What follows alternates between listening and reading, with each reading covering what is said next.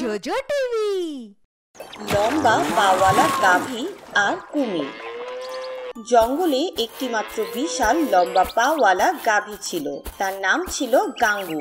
তার পা এতটাই লম্বা ছিল যে জঙ্গলের বাকি প্রাণীরা তার পায়ের নিচেই পড়ে থাকত। সবাই তার এমন লম্বা পা দেখে অবাক হয়ে যেত।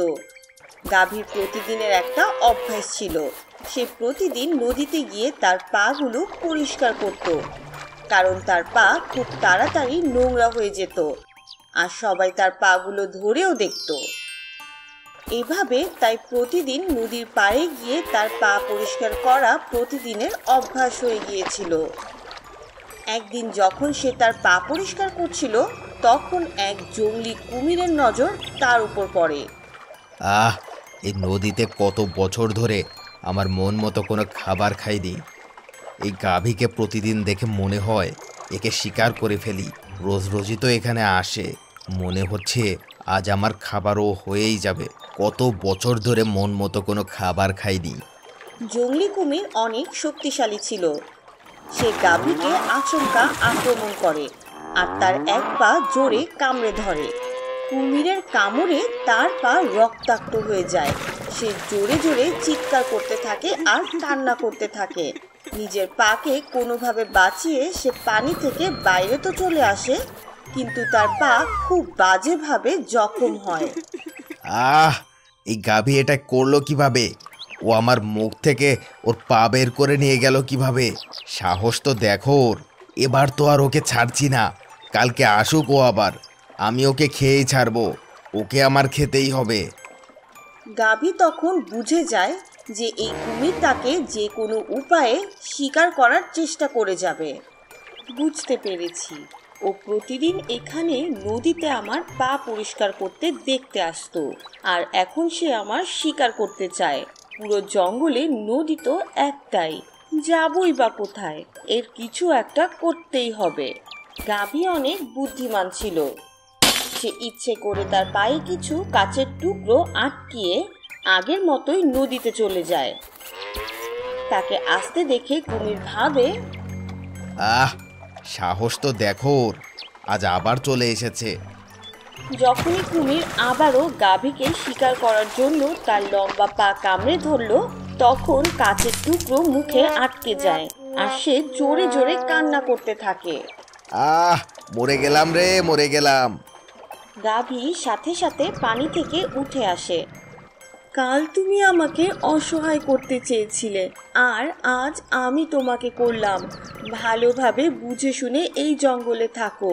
আমরা যদি একে অপরকে খেয়েই ফেলি তাহলে বাঁচবো কিভাবে?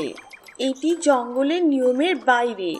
কোনো নদীতে পানি পান করতে আসলে কিংবা পরিষ্কার করতে আসলে পানিতে একা থাকা কোনো প্রাণী তাকে আক্রমণ করতে পারবে না।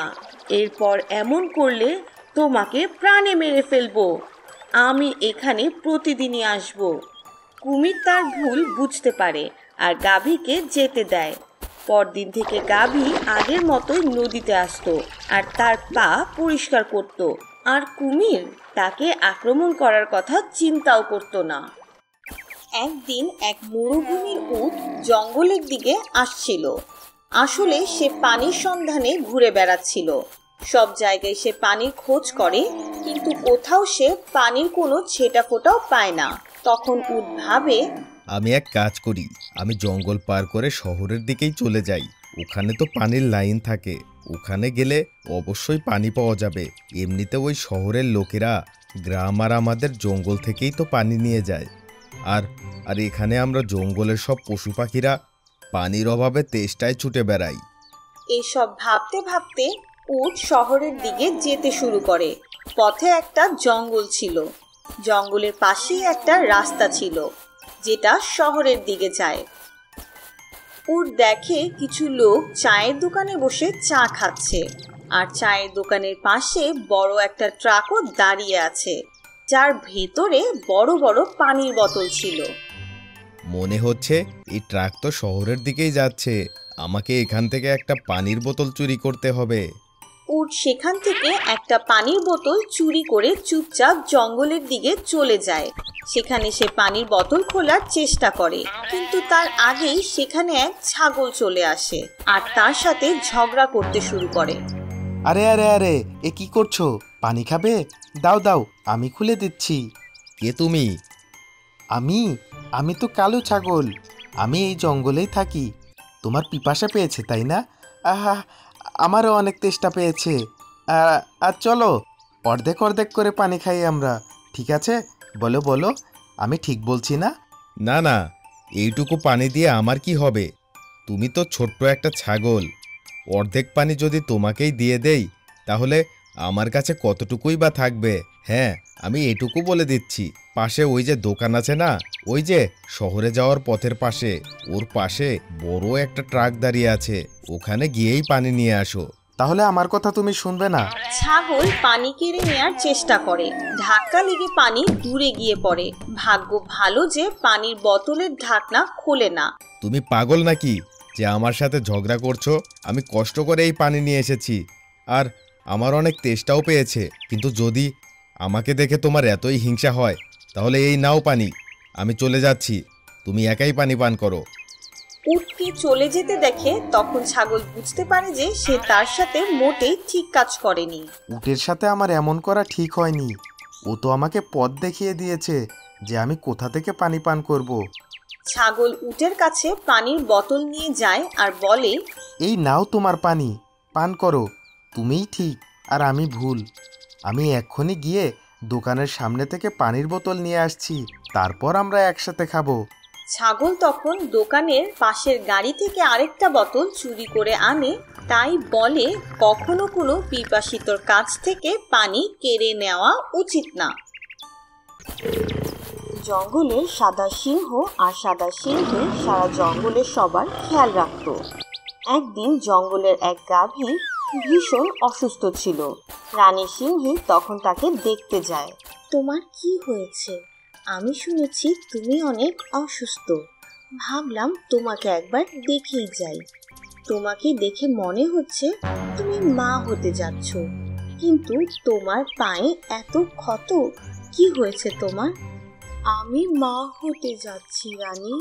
আমি কাল রাতে আমার বোনের বাড়ি থেকে আসছিলাম, কিন্তু পথে পথে আমি পড়ে গিয়ে আমার দু পায়ে অনেক আঘাত পেয়েছি।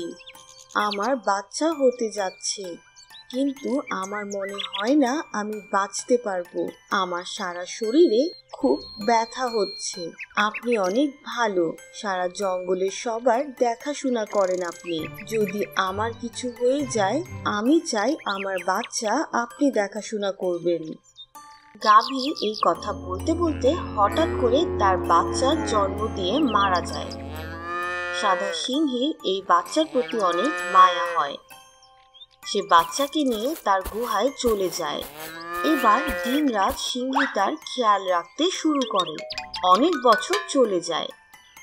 ধীরে ধীরে সিংহ আর সিংহী বৃদ্ধ হয়ে যায়, কিন্তু তখন গাভীর বাচ্চা তাদের দুজনকে তার বাবা মায়ের মতোই দেখত। একদিন গাভীর বাচ্চাকে এক সিংহ বলে, আরে তুই রাজা আর রানীকে তোর বাবা মা ভাবিস?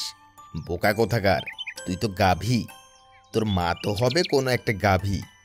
তুই এটা মোটেই ঠিক করছিস না।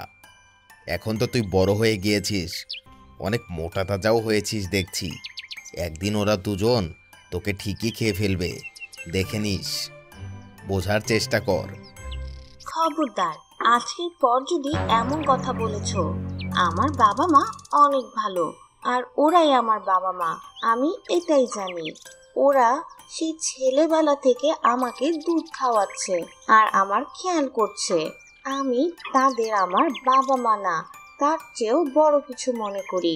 তারা আমাকে কোনোদিনও খাবে না, তাদের মতো আর কেউ হতে পারে না, আর কখনো এসব আমাকে বলবে না। যখন এই কথা সাদা সিংহী শুনে ফেলে, তখন তার চোখে পানি চলে আসে। মা, সত্যি তুমি আমাকে এত ভালোবাসো? হ্যাঁ মা, আমি তোমাকে আর বাবাকে অনেক ভালোবাসি। এভাবেই তাদের মা মেয়ের ভালোবাসা আরো বেড়ে যায়। জঙ্গলের গভীরে একটা ছোট্ট খরগোশ বাস করত, যার নাম ছিল রাজু। রাজু সবসময় অনেক মজার মজার কথা বলতো। সে এতই বুদ্ধিমান ছিল যে কেউ তাকে যুক্তিতর্কে হারাতে পারত না। সেই জঙ্গলে ছিল 3 চিতা ভাই, যাদের ছিল মায়াবী শক্তি। প্রথম চিতার কাছে ছিল পানির শক্তি। সে যত চাইতো তত পানি তার মুখ দিয়ে বের করতে পারত। আর দ্বিতীয় ভাইয়ের কাছে ছিল আগুনের শক্তি। আর এভাবেই তাদের তৃতীয় ভাইয়ের কাছে ছিল তুফান আর বাতাসের শক্তি। তারা পুরো জঙ্গলকে নিয়ন্ত্রণ করত। সবাইকে নানাভাবে বিরক্ত করতে তাদের অনেক মজা লাগতো। একদিন অন্য এক চিতা এই 3 চিতাকে বলে, আরে আরে তোমরা তো জঙ্গলের সবাইকে বিরক্ত করো, শহরে গিয়ে কোনো কাজকর্ম কেন করছো না? সার্কাসের লোকেরা তোমরা গেলেই তো তোমাদের নিয়ে নেবে। তার কথা শুনে এই 3 জাদুর চিতা অনেক রেগে যায়। কিন্তু এই জঙ্গলের ছোট্ট চঞ্চল খরগোশ রাজু বুঝতে পারে। তখন রাজু খরগোশ তাদের 3 ভাইকে বলে, আমি বুঝতে পেরেছি, আজ তোমাদের অনেক অপমান হয়েছে। ওই চিতাটা এসে এমনভাবে অপমান করে চলে গেল, কিন্তু একটা জিনিস ভেবে তো দেখো, ও কিন্তু কোনো ভুল কিছু বলেনি। যদি তোমরা তোমাদের এই জাদুর শক্তির সঠিকভাবে ব্যবহার করো, তাহলে জঙ্গলের পশুরা না তোমাদের অপমান করবে আর নাই বা ভয় পাবে, বরং তোমাদের ভালোবাসবে। খরগোশের কথা শুনে 3 চিতা ভাইয়ের সবার বড় ভাই বলে, এটা কিভাবে সম্ভব খরগোশ? তুমিই বলো তাহলে। আমিই বলছি তাহলে। দেখো, যদি আমাদের জঙ্গলে খুব পানি বেড়ে যায়, তাহলে আমি আমার বাসায় চলে যাব। যদি খুব বেশি বাতাস বয়, তাহলেও আমি আবার বাসার ভেতরেই চলে যাব। আর যদি অনেক আগুনও লেগে যায়, তাহলেও আমি আমার বাসার ভেতরেই ঢুকে নিজেকে নিরাপদ রাখতে পারবো। কিন্তু যদি জঙ্গলে আগুন লেগে যায়, তাহলে পানি দিয়ে সেটা কে নেভাবে? আর জঙ্গলে যদি খরাও পড়ে, তাহলে তোমরাই তো তার মোকাবেলা করতে পারবে। আর হ্যাঁ, যদি অনেক বেশি পানিও চলে আসে, তাহলেও তোমরা তোমাদের বাতাস আর আগুনের সাহায্যে অনেক সাহায্য করতে পারো আমাদের জঙ্গলের সব পশু পাখিদের জন্য। একটু ভেবেই দেখো, আমাদের মতো ছোট ছোট পশু পাখিরা আমাদের জীবন বাঁচানোর জন্য এদিক সেদিক ছোটাছুটি করি, তোমাদের থেকেও করি। কিন্তু তোমাদের কাছে মায়াবী শক্তি আছে, যা দিয়ে তোমরা সবার উপকার করতে পারো। আগুন দিয়ে খাবার বানানো যেতে পারে, হাওয়া দিয়ে গরম থেকে বাঁচা যেতে পারে, আর পানির অপর নাম তো জীবন, যেটা আমাদের সবার প্রয়োজন। খরগোশের এমন সাজানো গোছানো কথা শুনে 3 চিতা ভাই বুঝতে পারে যে তারা তাদের জাদু শক্তির অপব্যবহার করছে।